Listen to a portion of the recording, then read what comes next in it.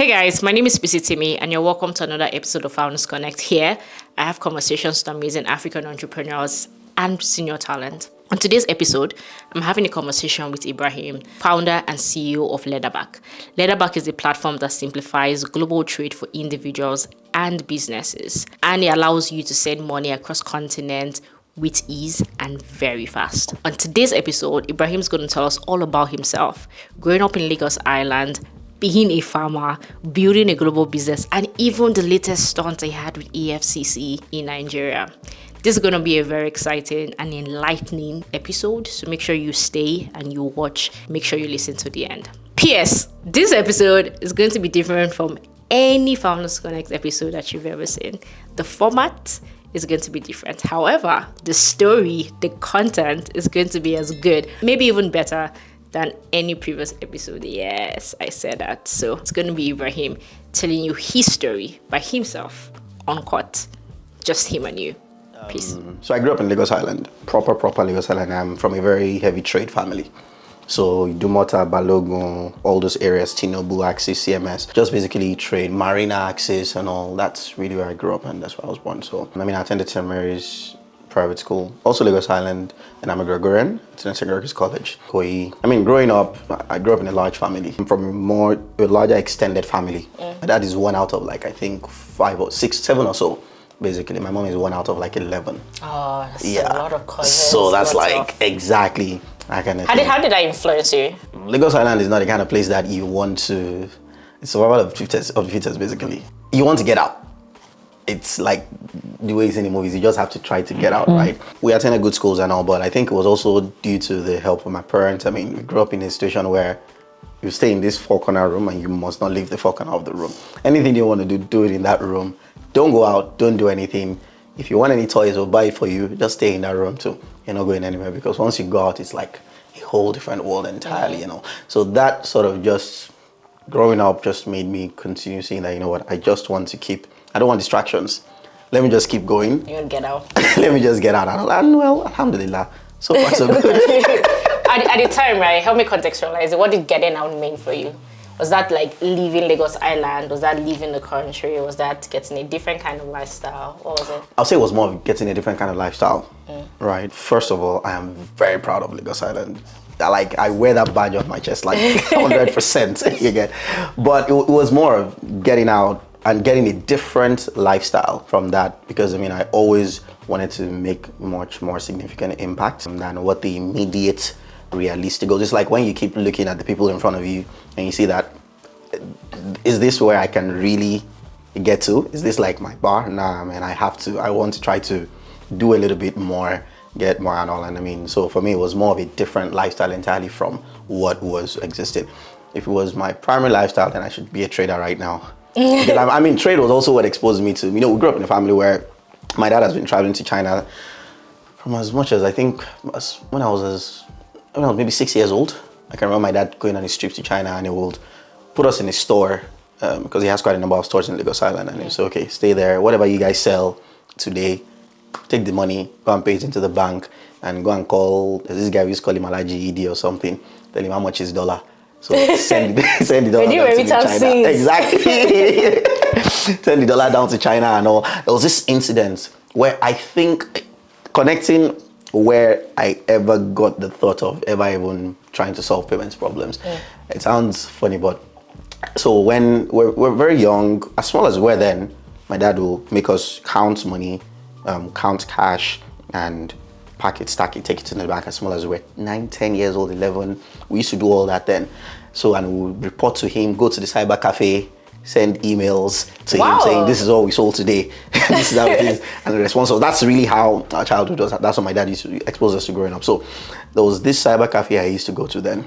And we had there was this situation where there's this, these Yahoo boys then. One of them was peeping over the email and I was going to send, I think, $20-something thousand to China then. You can imagine how much that was. Yeah. And I did not know that one of them had seen the email address and had been able to find a way to bypass and change the account number or something. I was supposed to make the payment. I need to see that story coming. I'm telling you, it was, and funny thing is, it was my dad that caught it. It was like, No, when I sent I sent him an email. I think he sent it back, and I was going to make the payment the way normal instructions. Okay, send the money back to me, so that because when he goes there, he takes everything and he sends his containers down, and it comes with it too. They're like, no, this is not right at all. So then, also phone call was a bit difficult. Yeah. So I had to wait. You had to find a way to tell someone to come and call me to hold on and not do it and that and all. So that all those kind of experiences. There's lots of stories like that and all, and I think so. It's exposed me to what I think has always been the difficulty of just basic sending money from one country to another and all. Not because auntie wants to send money back to me from London. We didn't grow up in that kind of household. But it was more of, I want to trade. exactly. How do I get my I want data? to buy this container. I want to send this. I want to buy this. I mean, you see people bringing tens of containers a day to Mandela's markets. And these are just regular traders that are buying and selling. So like that sort of exposed me to that whole payment structure. And I think when I was supposed to decide on whether I should practice law or not, I just had to make that decision. And you know what?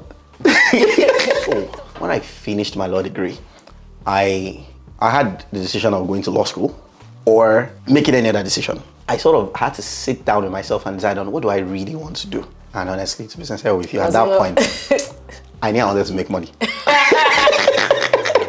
Like I knew I wanted to make money. So there's something our professors in school used to tell us, that the road to success in law is long but sure.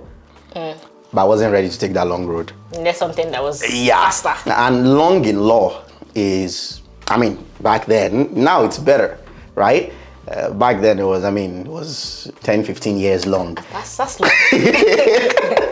You need to, because the way the law works is, after everything you learn in school and law school and all, you still need to go and do what many lawyers don't like admitting, but it's apprenticeship basically in a law firm. Learn for another 5 years again. And now grow. Exactly, and all those things. And even when you get to suits. Exactly.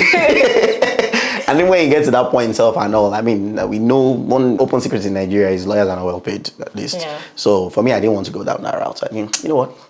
I want to make money. The first job I ever had, I approached the guys at, I think it was Concept Group here.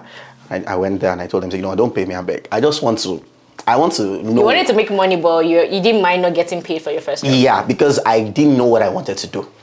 Interesting. I knew I want to make money. How to make money, I don't know. Just like it was in law. Yeah. So I just went in there, you know what?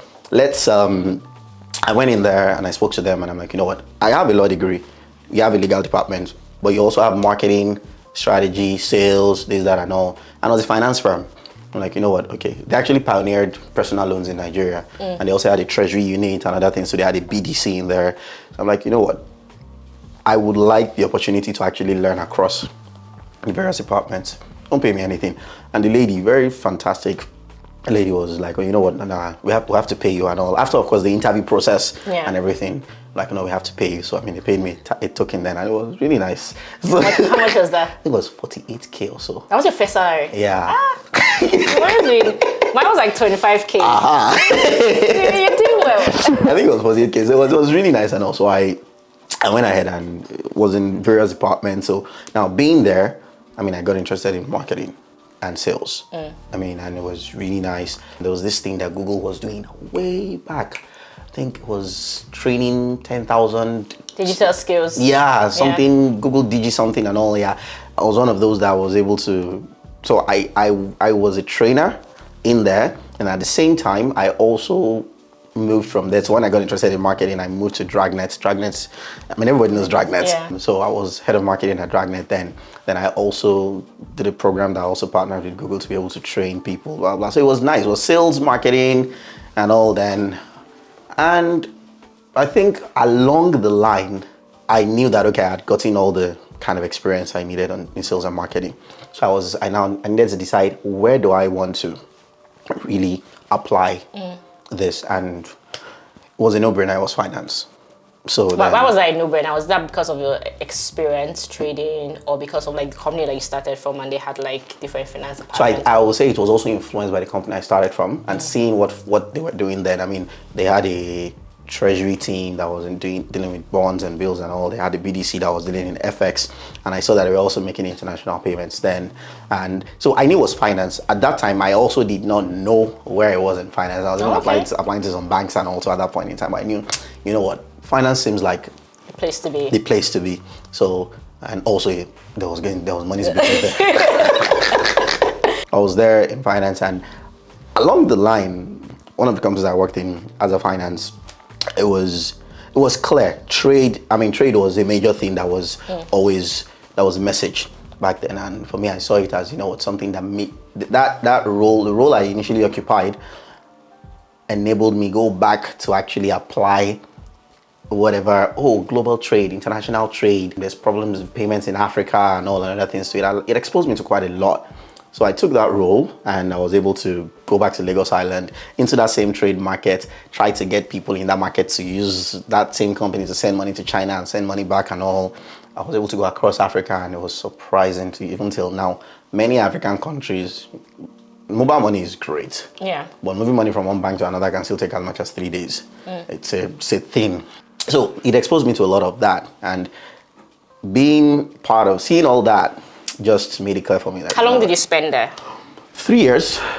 3 years. So seeing and all your role that, was mostly marketing and sales. Right. So was it like, sales. so you're going into the market and actually speaking to people, and exactly, kind of like a user testing and user research. Correct. So it was got feedback, decided on which markets to go into. So that was it then, and that was how I really got into remittance primarily, yeah. But what really also made me decide to stay there was, it was very clear that there's a major problem with infrastructure with payments. It's something happened recently in Nigeria. The former central bank governor brought this cash policy and all. I'm sure you know how terrible, the kind of traffic on NIBS's system then, that people were not getting their transfers. It was an eye-opener, because at that point it's like you have so many fintechs in Nigeria, and one pronouncement, one issue, and everything just almost comes crumbling down. That sort of lets you know how we're still just scratching the surface and we have a long way to go. So that was already clear to me from way back. Right. And I saw that, at this point, after doing sales is not going to really solve the problem. It's building infrastructure that will solve the problem. Hence, Leatherback. Okay, so let's talk about Leatherback. Yeah. A couple of things I'm curious. So I'll ask you all the questions and you can decide. Sure. The first one is, what was the specific route that you took from, I have this job, I'm already in that space, but I see that there's an infrastructure problem, I want to solve it. Did you have to go raise money? Did you say, let me start building? What was that specific thing? And then how is Leatherback solving? Because I know that you're solving remittance, but you started from talking about infrastructure. Yeah. So how are you guys actually solving the infrastructure problem? Okay, so, it was when I left my previous company, when I left Azara, and I think that was when I started farming. And I'll come in there. I'll come in there. Yeah, I think that was when I started farming just a little bit, and it was just I was there, and at that point I was still thinking, what's the way to go? What's the route to go? So I knew what I wanted to do, and I started figuring out, just scoping it out a little bit. And around that same time, I got close to the CEO of Zcrest. That's Diamzat, and he also had the same dream and vision. So it was like having someone to just say, you know what, you want to do this? No problem. So they had lots of resources, understanding and all. So we didn't have to go first to raise money. I knew what I wanted to do, but that journey was not going to be, it's not a path I would want to take alone. Right. And the CEO of Zcrest still had the same alignment and thought process in there. And then we decided, with the kind of support they had a large team. They've been in finance for a very long time, so they were more of strategic advisors. And with that in mind, I started with the application process, going license first, putting everything in place, just going one step at a time. Before we raised funds, we had actually procured 2 licenses. Interesting. But you need money to procure license. Nah, that's what many people think. That's what many people really think. But at the end of the day, how much do you really need to procure these licenses? You have different routes to procure licenses. You can pay a consultant to help you do it, right? And the UK has a fantastic process where there's a rule that your license must be reviewed within 1 year. If it's not reviewed within 1 year, you will need to come and withdraw the application, or they will need to reject you and all, which was very helpful. So it was it was a very open direct. You can go on the FCA website today and apply. Yeah. The only thing that you need is at that point is to be able to show that you have capital requirement. And I mean, I've done a couple of work, put together some money previously, and also it was sort of, you know what, let's apply for this license first. Got it. It's not. So you didn't go the route of let's build the product. You went let's license first. Okay. It was license first, and we didn't build until after we had gotten approval. You get for the license itself. That's for the PSP. Even the PSP license in Nigeria. If you actually find out well about the PSP in Nigeria, it's not actually an expensive license to apply for. It's just because of the method with which we apply for things in Nigeria. That's why it might look like, oh, it's a lot of money, but it really isn't. So, I mean, the application fee itself is probably 2 million naira or so, right? So, but I mean, so license first came down, I mean, was in the UK. So you got UK and Nigeria license first? No, actually, UK, Canada first. UK, Canada. Yeah, so we got UK, we got an EMI in the UK at the right time. Yeah. Well, at the right time because it was also, I mean, I know post that period, the FCA went on a rampage and it was there. But suppose it was the right time, then we also got Canada. And after Canada, at that point in time, we started building. So it was, I mean, that was the journey to, you know what, transitioning from what's the first thing that I need to do. And what also something that sort of made me go license first is because until recently, the concept of fintech has always been disruption and not following. Not compliant. Exactly. So until recently, I mean, we have lots of fintech that are doing things the right way now. Yeah. So I never agreed with that whole fintech, let's disrupt against the norm. Nah, it wasn't going to work. It wasn't going to last. You guys will still come within the confines of what compliance. So when you did all of this compliance bit, were you building by yourself? Was it just you and then with the backing of the press, or did you get an there was a team. There was a team, a fantastic team. We had these small people that were really that focused on building, and now building was also at that point we had decisions to make. Do you want to go with off-the-shelf solutions, or do you want to build? Now, our DNA at Leatherback today is we build. We're builders, all right? I mean, we have an engineering team of probably more than 60% of our team is made up of engineers, right? And for everything we needed to do from the beginning, our core banking, every aspect of our solution, we built ourselves. Why? Because that feels like the expensive way to go. Yes, and it's okay. I mean, short-term expensive, maybe yes, long-term, exactly, but short-term, like, we're going to spend time to build versus just like white label. So look at it this way. One of the people we partnered with when we started out at Leatherback was a company called Currency Cloud. At peak, we were paying Currency Cloud about more than 60,000 a month in pounds, right? At peak before, but if not for the work we had done, which is, you know what solution is Currency Cloud giving us? USD. We had gone to partner with a US company, right, to be able to build local infrastructure, tap into the ACH rails, Fedwire rails, and Swift rails to be able to terminate payments into the US. So at that point, it was just a question of, it would take 2 years to build, but at that point in time, it'll be the right call. Exactly, it'll be the right call. So we knew long term it will be very expensive. It's not sustainable, right? But in the immediate, it was going to be tough. So we decided to go that route. And also the major reason beyond even the cost or whatever is more,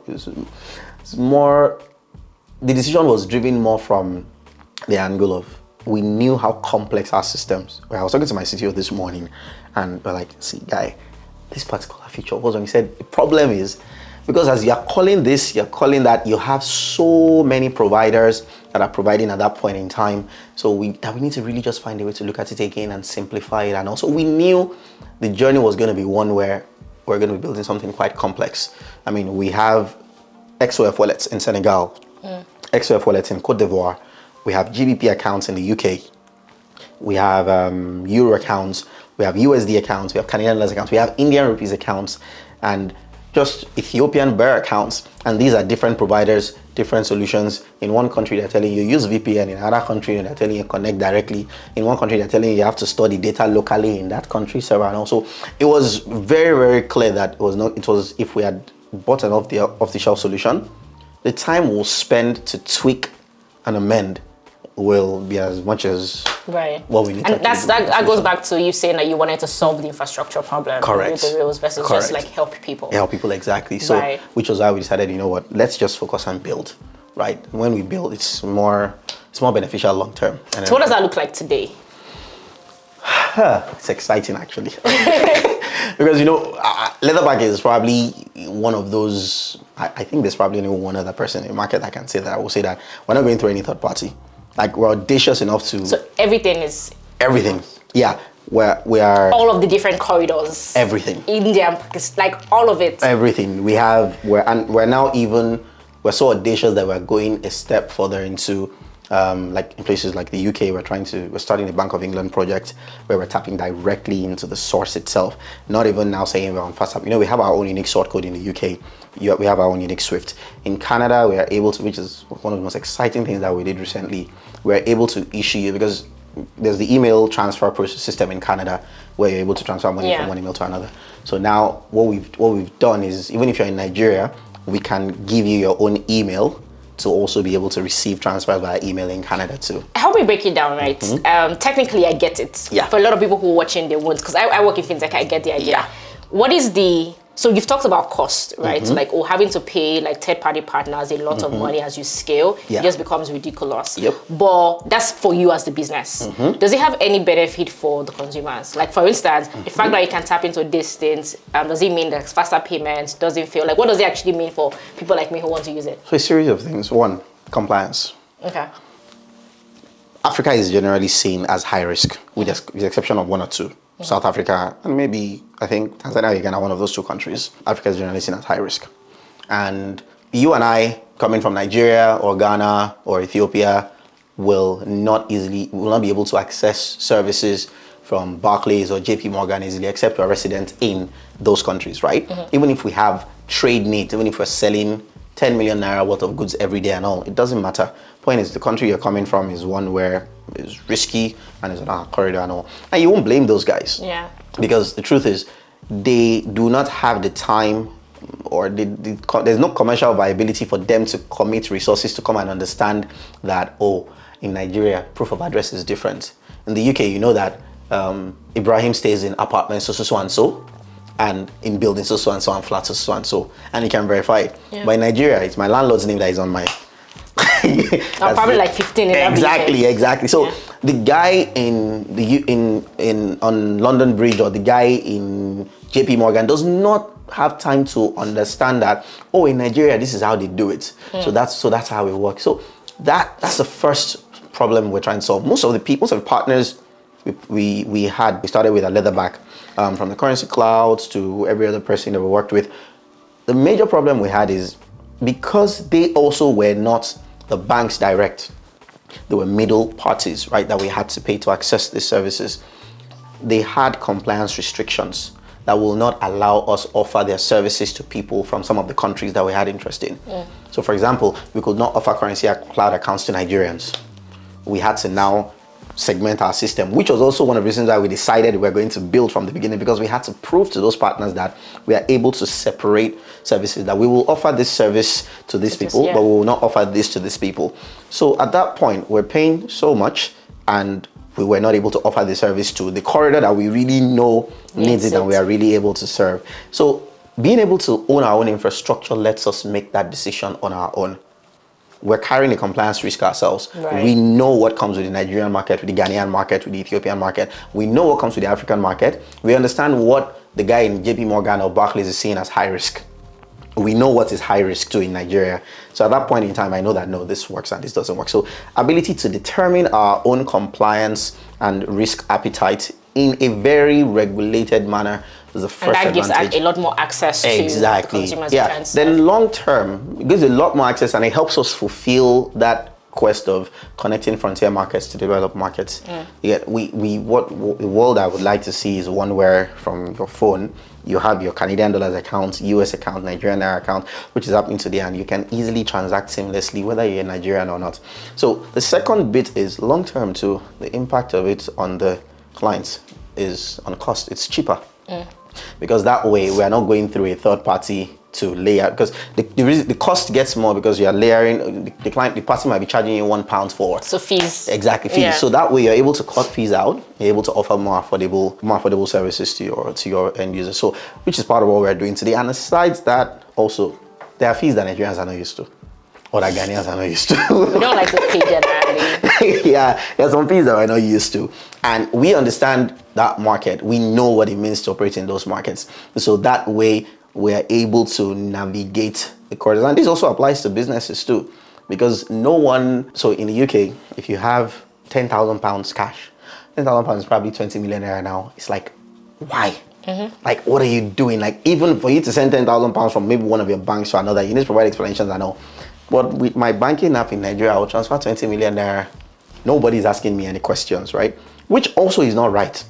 But again, understanding those nuances and being able to give Nigerians that global feeling while also understanding where they're coming from. That's really what we're doing. So those are part of the benefits to the consumers, basically. Makes sense. Okay, so what talked about how you're building, the approach by which you're building and what it means to consumers, right? Yeah. And that's also how it differs from like the other fintechs that you also have. Yeah. But what's behind the countries that you guys are picking to expand, like India, for instance? Yeah. Most of the people that are in the remittance space at the moment, they're doing Canada, Africa, UK, Africa, and then vice versa. Europe, Africa, vice versa, and then Canada, Europe, Canada. Like, it's within a corridor. Yep. You're doing India. Like, what's the drive? Is there like data that you're following, or is it back to what you're doing at the motor market and seeing that there's a lot of but like so it's trade. So remittance is one of the things that we do, right? Individual remittance.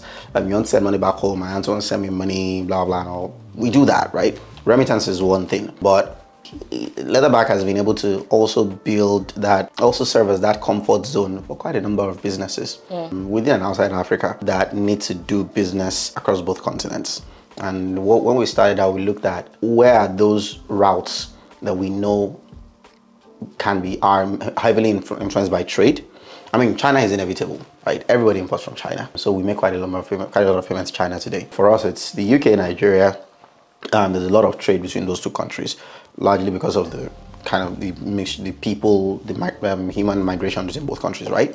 Then you have Canada also in the mix. Then you have the US, right? US, Nigeria, also major trade routes too, right? Then you have UK, who are the largest, part of the largest migrants to the UK are Indians. Right, Africans and Indians. Yeah. So we looked at, Nigerians and Indians. Exactly. Yeah, sure. I mean, on the list of this whole migration thing, after India, it was Nigeria. Yeah. So looking at Nigeria, we solved the Nigerian-UK corridor, the Nigeria-Canada corridor. Then the next migration corridor, migration also influences trade in a way too. So which also moves is India, UK. So does that mean that you are not building for Africans? Oh no, we're not. We're building for frontier markets. Break that down. Okay. Africa is not the only market that is seen as high risk. The Middle East is seen as high risk. Far East Asia is seen as high risk, right? South America is seen as high risk. You get Mexico, Colombia, Venezuela, and all seen as high risk too. Now, what we're building for is to solve, and so what I always say is, you have 200 million people in Nigeria and you can trade with them, but you are not giving them solutions to make payments flow easy, right? The US is trading with us, 200 million people buying from us, buying our crude oil or selling to us. China is trading from us, buying from us, selling to us. By the end of the day, which country is high risk? Nigeria. So why are you tapping into the 200 million people that are able to provide you with money to buy things from you? So for us, there's trade there, even if it's high risk. How do we solve for this problem? How do we just give that business in the US or in the UK comfort to know that if I want to do business with Africa, or if I want to do business with India or anywhere in the Middle East, so all there's this markets. compliant firm that we can go through and everything is fine and kosher. You talk a lot about trade. That makes me feel like your focus is B2B. We're quite heavily B2B. Right. But it's inevitable for us to be also individual remittance led. Again, we have a fantastic individual app that I mean, it's doing well on its own, but we do a lot more business today with businesses, and that's because we have positioned ourselves as a, so it's in 3 layers, right? We have the global banking service solution, that's Leatherback, where we offer you banking services. You can get your individual account, your GBP accounts, USD accounts, Euro accounts, Canadian dollars, Indian rupees accounts. So you can get accounts across these various currencies in your own name, right from whatever country you're in, right? So that's on one end. And we give you bespoke business services, business banking services. Now we have the infrastructure-led bit where all these accounts we've created, we're releasing it, we're making it available via APIs to everyone. And it's not just APIs to say, oh, because we offer this, you can also leverage on our APIs to offer this. No, it's that you can pick it apart. Because we built it ourselves, you can say, I want just faster payments. Or you can say, I'm Mr. A and I'm offering services to people in India. I want to collect payments only through RTGS in India.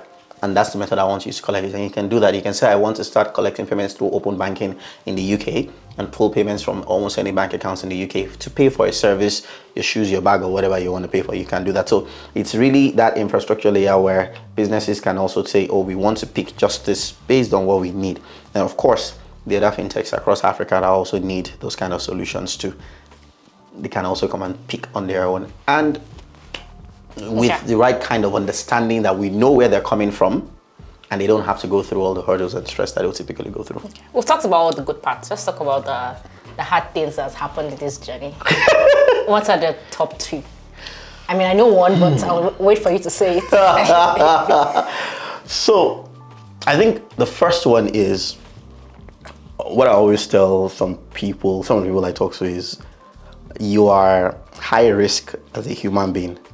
When you're Nigerian, you're Muslim, and you're black.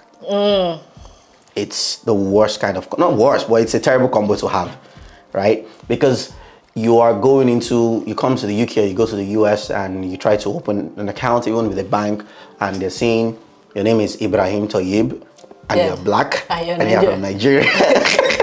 So starting Leatherback, it was really tough. Because, I mean, we're in a meeting one day with one of our partners, and I think it was a consultant, and the guy was very clear that, see, guys, everything you've said is sweet, you want to solve problems and all, but let's address the elephant in the room. You guys are Nigerians. And at that point, that was when we decided to start taking a different approach. So anytime we want to deal with any partner, we lead with that and let them know, see, we're Nigerians. All right. Let's get it out of the way. Do you have any policy internally that stops you from dealing with Nigerians? If you do, don't let us even start this conversation. Don't let's waste our time. All right. So we started leading with that. So there were lots of stumbling blocks with that, particularly because it would have been easy if we're going through a third party to say, oh, okay, yeah, they won't look at those things because they want to just make their money and all. But when you're saying, I want to be able to get a UK sort code that when you verify it, it says Leatherback Limited. That's a different thing entirely. I want to be able to get an EMI. I mean, the closest thing to a banking license in the UK is an EMI. All things being equal, Leatherback should graduate into potentially getting a banking license in the UK. So when you put yourself in that kind of position, it's tough. So that was one of the major hurdles we had to cross. Aside telling people upfront, how did you guys approach that? So we spent a lot on compliance. And it was a sizable portion of our budget. We've dealt with majority of the biggest compliance providers globally. And guess what? I found out later that when you start, not to compare, but when you look at the standard of what we had generally across the fintech landscape in Nigeria, in Africa, and what we had done was like an overkill for that market. Right. It was an overkill. But for this market, it was, you guys are just starting. You guys still need to get to that point. So transaction monitoring, KYB, KYC, the various lists, and the fact that we had to even structure okay, I'll tell you one major problem I'm facing in Nigeria now. Proof of address in Nigeria is a nightmare. It's not still explainable to anyone. We had this provider that wanted to bill us for proof of ID verification and proof of address in Nigeria. And I'm like, which proof of address are you verifying in Nigeria? There is no list, which in the UK, we know that, if you give me Peace's name or something, I can maybe check, against the credit registry to know that, this is where Peace has been using and all as an address and all. But they said, they will verify you against specific lists in Nigeria. Dude, what list? There is no list anywhere.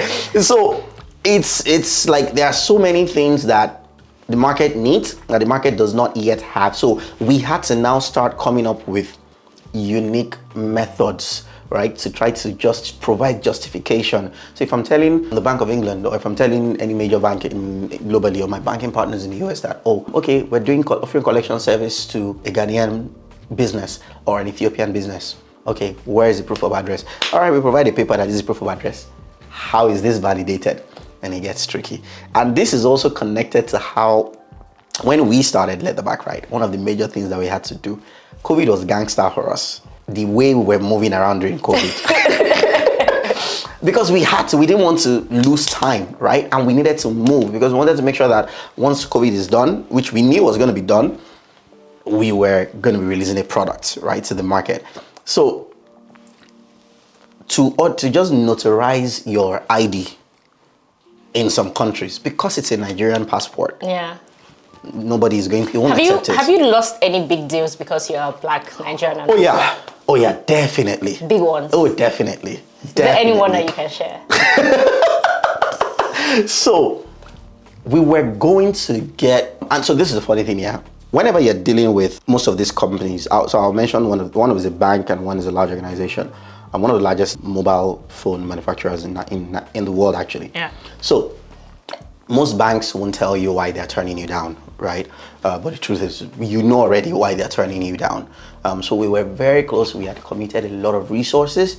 And when you're applying to banks like that, a bank can tell you that, you know what, just to start the application alone, I think the fees are crazier now. They'll tell you maybe £22,000 or something just to start. And doesn't mean that they are going to... Like in the bank or to pay the as application fee? Yes.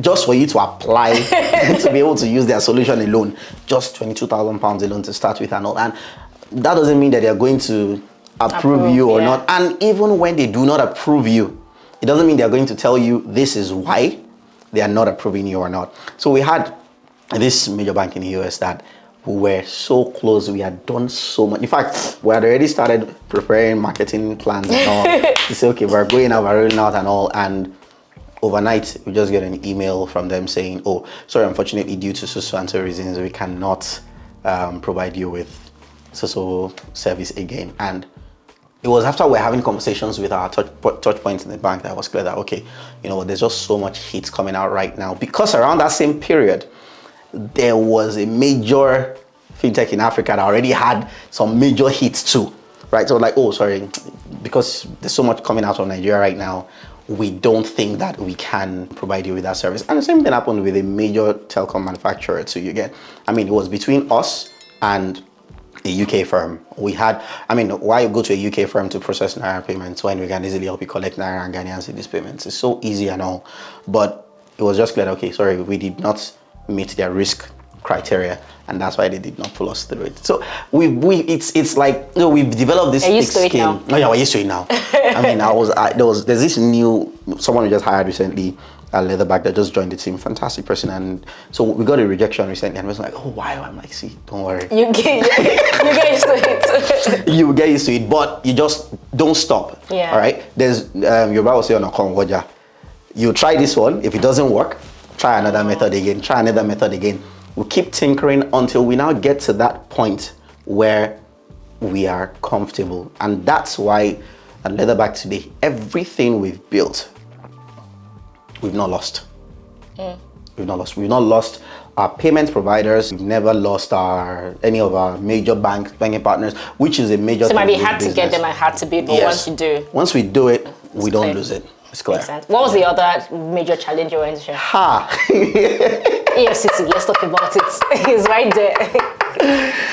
So, it was very disappointing. And it was disappointing for me because, see, Leatherback is fantastic. We've built something amazing. Like, I can conveniently say we've built right? And my engineers are always proud of seeing what they've done. I was on a call this morning with my CTO also, where we have one of our engineers that has gone and figured out a way to automate some, because QA is one of the areas that I've always been like, this area needs to be tapped into. But this guy has gone and done some fantastic things in there, and they're proud of it. They were proud to show me because they're builders, right? And when we build in different countries, we've been to the UK. I mean, as much as I mentioned that, because you're black and Nigerian and you're Muslim and all, we got regulated here, right? We're facing the FCA. We're abiding by everything they want. We're doing what is. We're not treated as hostiles. Leatherback is regulated in the UK, Canada, Ethiopia, India, Sri Lanka, Pakistan, Nepal. Yeah. Range. Is the range for me. Nepal, and I'm sure I'm missing one more. So we're regulated across all those countries, right? And of course Nigeria. And in none of those countries have we faced what we faced in Nigeria. What did you face in Nigeria? So we had an incident where, we're a banking service provider, right? And what that means is that you can come to my platform. I have an online banking portal, and on my online banking portal, you log in, you have your username, you have your password, you do your KYC like your normal bank, which is what you are, which is what we really are at the end of the day. And go in there and do everything you want to do and initiate your transactions yourself, pay out yourselves. You have your own account number, your own account name and everything. Just like the only thing is short of us calling ourselves a bank, that's it. But we are regulated to provide those kind of collection and payment services, right? And so we had a particular user, and we have over 50,000 users globally. So we have a particular user that offered services, his own services, to some people that we don't know from anywhere. And while offering that service, the payment for the service was collected into his Leatherback account. Got it. Say, come and buy shoes, come and buy bag, come and buy this. Collected money from them, pay into this account. And he did not fulfill. Yes, he didn't fulfill what he promised to sell or buy from them, or whatever the agreement is between them. He didn't fulfill it. Now, this person took off and they couldn't allegedly find this person. All right. And so, branching off a bit from that, that's a potential fraud alert. Every bank globally faces fraud problems. Yeah. In the UK, on a daily basis, we get mails from Barclays, from the London Met Police, from Scotland Yard, regularly say, we got a report from so-and-so person saying one of your accounts has been beneficiaries of so-and-so. Please provide us with information and all. We have a compliance team that is structured to answer those questions. The way to do it is, if there's funds still left in the account, return the money to source. That's what happens, right? But if there's no funds left in the account, provide them with enough information so they can carry out their investigation, right? We're treated as a regulated entity because it is assumed that if you are regulated, you don't want to lose your license. Yeah, you must do right. exactly, you're going to do it right. And there's so many things you've gone through before you could even get a license from any of these regulatory bodies, right? That's in the UK. Same thing with Canada too. In fact, same thing with the US. We face these things regularly. There was one morning I woke up and I saw a mail from the US Secret Service. I'm like,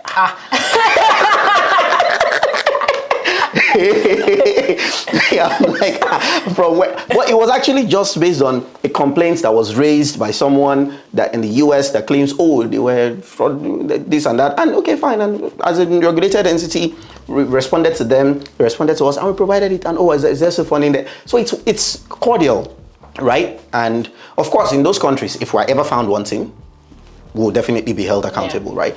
And the US government doesn't play. So now, for us in Nigeria, we had such a situation, and one of our users, we process over 8 to 10,000 transactions daily. One of our users who had told people to pay to his account, his Leatherback account, and he made away with their money or whatever happened between them. They couldn't find the user, and once they couldn't find the user, the people that lost money, of course, went to the police, went to the EFCC and all, and went to report the matter. And of course, when they reported the matter, the police invited us, the EFCC invited us. We went over there, and my compliance manager went there I'm pretty sure went there 22 times within 3 months. Because at the point we're counting it, because it baffled us. We're there, our lawyers were there regularly. We had a Google Drive that we had provided all the information So we're so compliant at Leatherback. I'm going to tell you some funny things now. In Nigeria, when someone sends you money, I don't think your bank will ever ask you, why is this person sending you money? Provide information as to why this person sent you money. We do that at Leatherback today. In Nigeria? Yes, in Nigeria. I only see Nigeria. that when I'm like receiving money or sending money. Exactly. Like my stallion or yeah. something. So we do that in Leatherback today, where if you're receiving out of an amount, a certain amount, we'll tell you, provide a document that shows why you are receiving that naira into your account. Now, we had over 5,000 pages of documents relating to this particular user, right? All bulked up in a drive. We shared it with the police, shared it with the EFCC, shared it with everyone and all. And we thought things were going well. We thought we were engaging and we're providing them with information, and we're even supporting as we should, because we don't have an option. We're regulated by the CBN. If anything happens, we have to support, because our regulators can hold us accountable if we don't support. And suddenly, from nowhere, I woke up one morning and I saw, oh, Ibrahim Ibitade declared wanted. And I'm like, yo. Like, yo, what the hell is this? What's happening? And it was, I mean, traumatic is an understatement. And for me, because we've done so much, we've built so much, and how do you do something where someone somewhere in an office decides to just do something that can potentially ruin everything that one has built? So it was really, and for me, the other angle I was thinking of was, we've not faced any of these things anywhere. And so every time I say this thing, and I even talk to some of the officials that are kind of the investigation, and I'm like, that are doing, I was talking to one very senior official in Nigeria recently, very top person. I was like this, and the guy was like, even you too, why will you be running this kind of business and you will not know me? And you will not be friends with me and all? Or how will you not know these people and all? And I'm like, is that what it takes for a business to be ruined in Nigeria? But how did you manage the situation when it came out? Well, one, I mean, kudos to my team. My team was fantastic. And guess what? In the midst of this entire thing, we didn't lose one person. In your team? Nobody. And we hired quite a number of people. We didn't lose one person.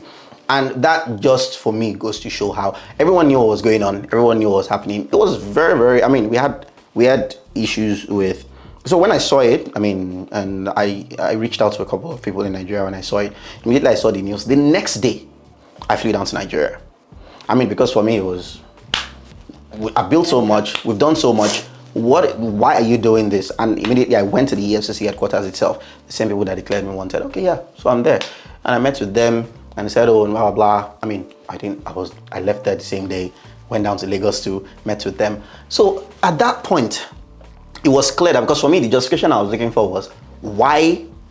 So if the CEO of a commercial bank in Nigeria, if I use my FCMB or my Access Bank account or something to defraud someone, and that person goes to report to the police, will you go after the CEO of FCMB, or will you go after the CEO of GTB at that point in time? Why? Where is this coming from? And then they put it out to say, oh, on suspicion of money laundering. I'm like, yo, what is going on? So I went there, spoke to them, met with them, and it was very clear that, I mean, someone somewhere did not know what they were doing. And someone somewhere, because they didn't know what they were doing, took an action that could affect the lives of so many people that were trying to make an impact in the payment ecosystem globally. So, I mean, we did that, we involved our lawyers, and we petitioned the EFCC. We actually also sued to court. We're in court right now. We have like three cases. Oh no, of course, we have like 3 cases in court. And because we have, like, you need to provide an explanation, right? If you can't provide an explanation as to why this has happened, then you can't just, and also, I think for them, so we requested that they should take down the post, which they eventually did sometime early December. They took down the post across their entire platform. And I think what was also tough for them to do was because majority of the people, they get used to, it's in Nigeria, they'll be like, sorry, that's it. But they won't go back to take down the post. But for us, we knew the impact that could have on us. So did it have any impact during that time? During that time, there was a lot of panic. A lot of panic. But surprisingly, I mean, I was just telling someone before we started the session that the most support we got was from our clients. I mean, I had clients that I did not know even use Leatherback that were sending messages that were saying, oh, Ibrahim, I've told my lawyer in Nigeria to come to you and I've paid the lawyer. Don't worry. he will be there. He knows somebody in EFCC is going to solve the problem. I mean, and some tech CEOs, some fintech CEOs, I promise you, were really, really, really supportive. I mean, that was around the time when I reached out to GB. I mean, I'd never spoken to GB before then anyway. And from nowhere, it was like, what? Don't worry. And I promise you, I'd never spoken to him before then. So it was like, no. And he sent me his lawyer and all that. Okay, do this, do that, and all. They will help you with this. So we got a lot of support from clients. We got a lot of support from the tech ecosystem too. Yeah. And again, the staff were also very helpful. But it was more of, I saw different BCs going around then that, Leatherback accounts have been shut globally. Leatherback accounts have been frozen worldwide and all. And guess what? We did not even, I think we didn't even have any grief from our banks. Because it was more of most of our banking partners and even our regulators wanted to know what's going on here. Please provide explanations. What's happening? Have you solved it? Please keep us updated. Oh, where are you now? Have you gone there? Have you met with them? So if we're getting that much engagement from other countries, why not yes? I promise you.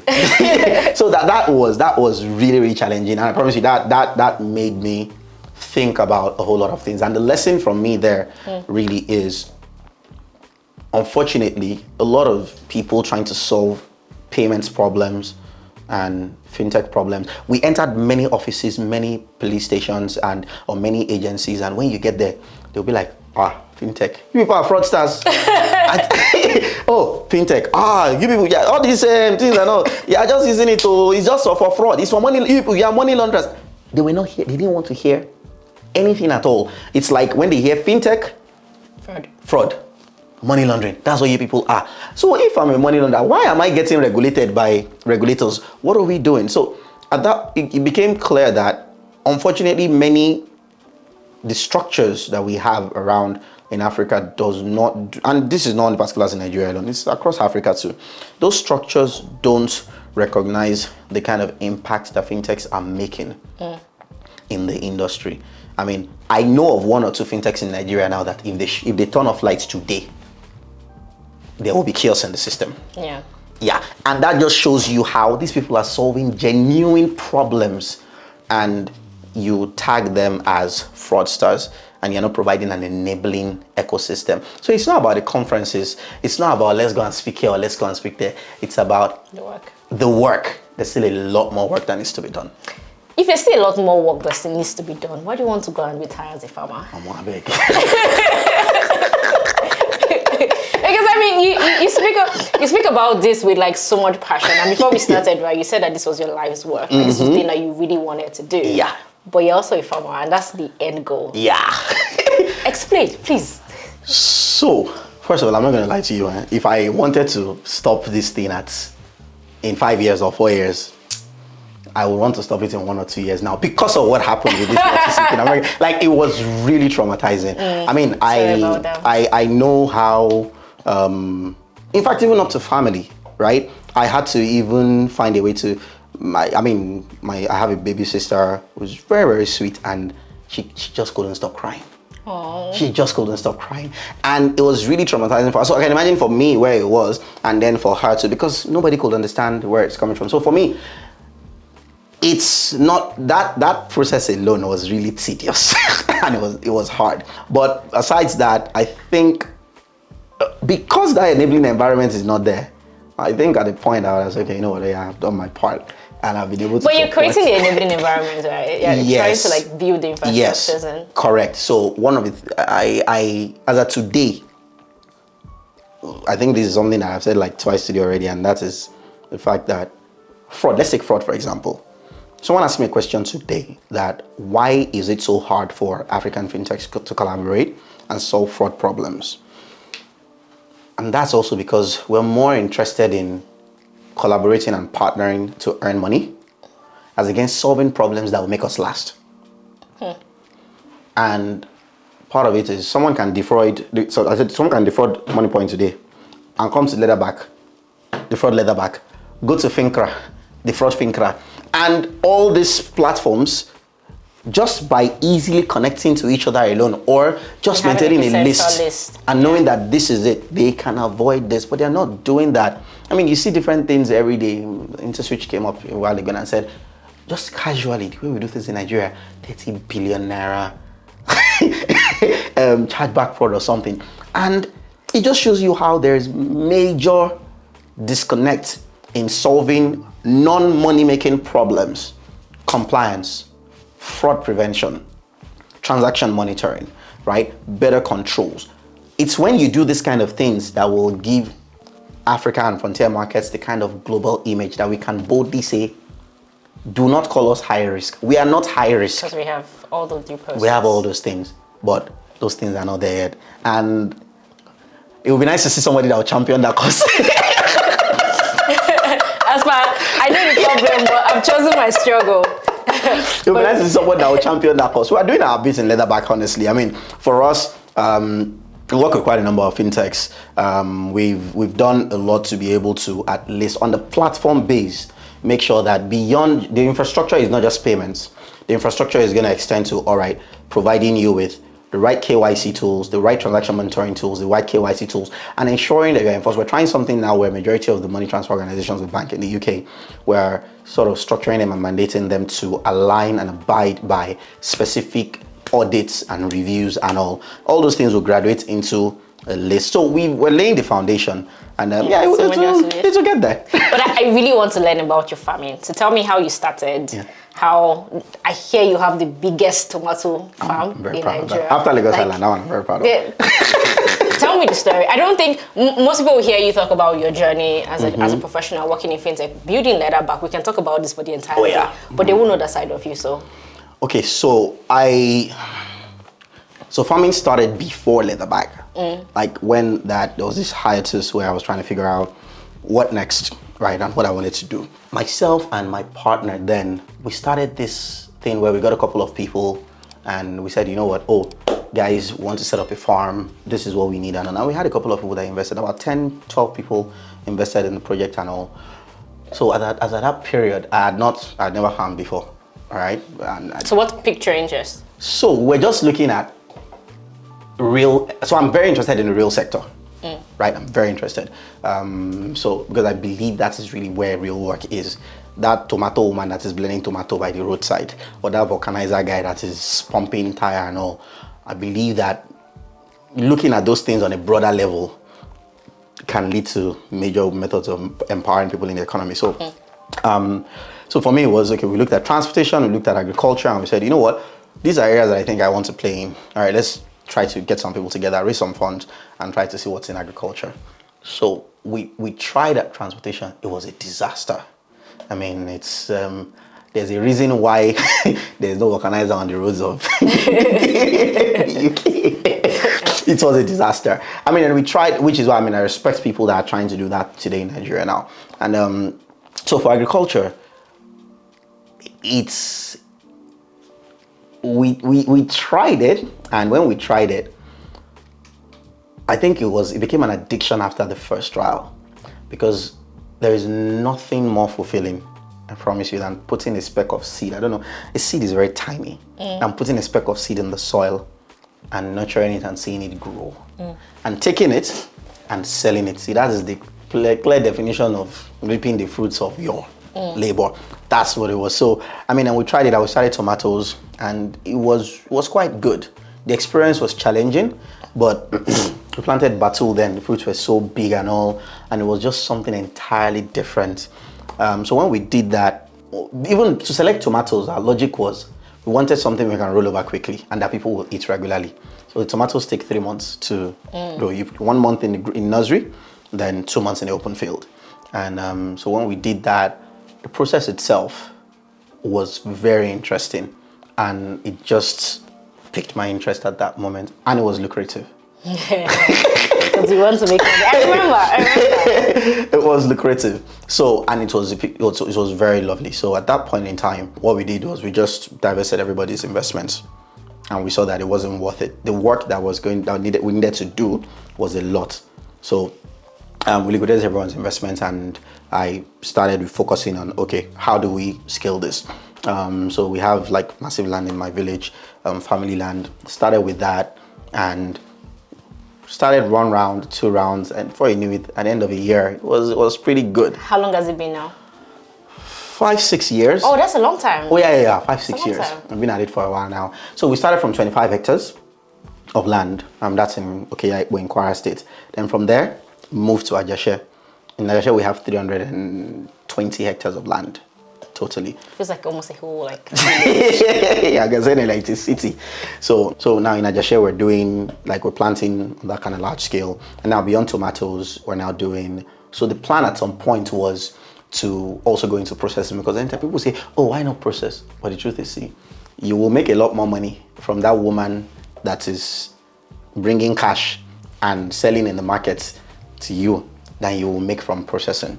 That's really? One. Yeah, plus you, and also people say, why not sell to ShopRite? Why not sell to this? See, those people, you want to sell to them and they'll tell you, no, we won't pay you until after 1 month. Nah, man. Yeah, so you farm and then you sell directly to like immediately, and we sell at market price because our products are so good. I mean, our average tomato shelf life is like 2 weeks. So it's really, really like it's, and farming comes with its own challenges too. So most of those women just come with their massive baskets, and we also go to Mile 12 market ourselves too. And so you take it all the way from Kwara? Oh yes, Kwara to Mile 12. We sell sometimes in the north because there are some few processing plants in the north that also need to, when the north is off season. How do you balance agriculture and fintech? So I spend most of my time in Ilorin and London and Nigeria and all. So not Lagos, Ilorin and London. Yeah, Lagos is cool, but not Lagos. Not Lagos. So when you're not here, you're farming? Oh yeah, when I'm not here, I'm farming. We are under that illusion that we can feed ourselves as a country. There's no food basket, anything in that Nigeria. We're still scratching the surface. So there's a lot more that needs to be done. And unfortunately, many people don't know this, and they can't solve those problems. And I think farmers are a niche set of people that need genuine solutions. So one thing that myself and my people face is, on our farm today, we use over 25 combination of fertilizers because plants are like human beings. You feed them potassium nitrate, calcium nitrate, potassium sulfate, monopotassium sulfate, all those things. You give them, right? And you give them this one, day 1, day 2, day 3, day 4, up to when they're 2 months. Fertilizers are banned in Nigeria. Why? The country says, oh, it's because fertilizers are high risk materials, and also how are you supposed to feed if you don't have them? If you don't have them. And the only person that's supposed to provide fertilizers in Nigeria that produces, that's Dangote fertilizer. They only produce urea. Nobody wants to plant anything with urea. If you're planting maybe rice, you can use urea, but nobody wants to do anything with urea. So that's just an example of one major problem that the food sector is facing, and nobody's solving. So for you, it's not just I want to keep farming, it's I want to go solve problems in the food sector. Oh yes. There's issues there that needs to be solved, and there are more. It's also infrastructural too, basically things like that needs to come from the right kind of legislation, right kind of propositions and all those kind of things. So once we're done with this, that's the next level. What would you say are your 2 biggest lessons that you've learned in your entire career journey so far? Hi. It's a lot because like we're talking 2 different industries and I get it, but just not necessarily in terms of like the building of the fintech or like the farming itself, just as a professional, as an entrepreneur, going through all of these experiences. What are the 2 things that have really stood out for you? It's very funny. All right, so I'll say always work with your strength.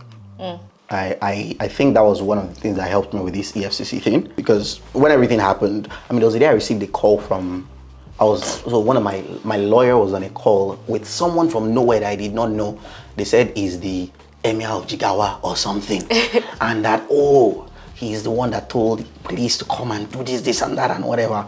And I'm like, I don't even know anybody from Jigawa. Like, I don't know any. So my lawyer was on the phone with the man, and at that point, the man was like, on speaker, I was like, I will do this to you, I will do that, I will do this. At that point, something became clear to me. I'm not influential. What I have, which is my strength, is I can reach out to people in the fintech community or in the tech community in Nigeria, and they will provide me support, right? And we can look at what we have. We have facts and data. Okay, no problem. We'll put it out there, which is why one of the things we did when the whole thing happened, first, a lot of people came to us and said, you should not have put so much information. No, Because at the end of the day, a lot of people are whispering in corners and assuming things. Let's put everything out there so the info, so it's plain and open. We have nothing to hide, right? So we looked at what our strengths were. We're compliant, we're regulated, we have the right information, and we have the right people that can help us tell our story and put our story out there. And that was what we did, and that was what laid the foundation. I mean, that night when this whole thing happened, and when I was declared wanted and all, I think it was Debola Williams, a couple of people just got on a WhatsApp call and were like, what do we do? What do we do? What do we do? Pull this team together. Okay, this is the best thing. Let's do this. Let's do that. I mean, so influencer is kind of relative. If you think about it, you might not know the government people. That's his influence. Emirs, but that's his influence. But there are people like Debola Williams is influential. So you know people that can get into those doors. See, but the thing is, it's different for you to pick up your phone. And also, there was a danger we're about to suffer then too. We knew that even if we got someone to pick up the phone to say, leave them alone or something, it was going to be tricky. Because at that point, people could start saying, oh, they're trying to cover something or they're trying to hide something. So we did not even go towards that angle of, oh, let's even try to look for somebody that can coil everything up. It was more of, how can we tell this story right and let everyone see what is right? True. And that was what helped us navigate this whole situation to get to the point where we are now, to say, okay, we've pulled through this, we've been able to survive, we looked at our strength. Always play to your strength. If you play to your strength, you're right. Don't try to fight people. Like you can. It's almost like the truth to set you free. Yes, you can't fight the battle of, if someone is calling this, who do you want to call up to? When you people call the president, then what now happens and all. So just play to your strength, and the truth will set you free. That's one thing. And the second thing is always build. Hi, lovely to see my face again in it. I hope you had a very awesome time listening to Ibrahim's story, how passionate he is about building Leatherback and how passionate he is about tomatoes. I really enjoyed it. I felt like it was a masterclass in a bit of fintech and a bit of agriculture. Anyway, thank you so much for watching this video till the end. You are a rock star. Yes, in my world, you are a rock star. Thank you so much. Make sure that you don't leave this channel without subscribing. Subscribe, turn on push notification, because more videos are definitely coming your way. I'll see you in the next one. Peace.